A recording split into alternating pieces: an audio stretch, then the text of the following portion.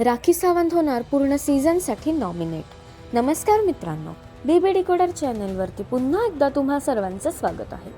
उद्या big boss मराठीच्या सेटवरती भाऊचा धक्का पार पडणार असून त्या संदर्भात एक प्रोमो प्रदर्शित झाला आहे आणि त्या प्रोमोनुसार रितेश सरांनी राखी सावंतची चांगलीच शाळा घेतल्याचं पाहायला मिळत आहे।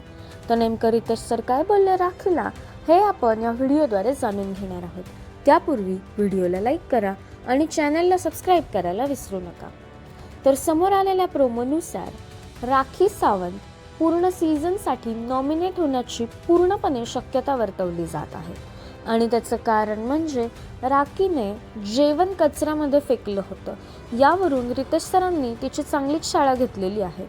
राखीची शाळा घेताना रितेश सर तिला असं म्हणाले की तुम्हाला जेवणाची अजिबात किंमत नाहीये, हे संपूर्ण महाराष्ट्रच बघत आहे आणि यामुळेच तुम्हाला त्याची चांगलीच शिक्षा भोगावी लागणार आहे आणि ती शिक्षा म्हणजे तुम्ही अख्खा सीझन नॉमिनेट होणार आहात। हे ऐकून राखी सावंत चांगलीच शॉक झालेली असून रितेश सर देखील तिच्यावर प्रचंड चिडले आणि असल्या गोष्टी या शोमध्ये खपवून घेतल्या जाणार नाहीत असं देखील रितेश सरांनी राखीला सांगितलं आहे। तर अशा प्रकारे राखीला ही शिक्षा मिळाली असून आता राखी खरोखरच संपूर्ण सीझनसाठी नॉमिनेट होते का हे पाहणं प्रचंड औत्सुक्याचं ठरणार आहे।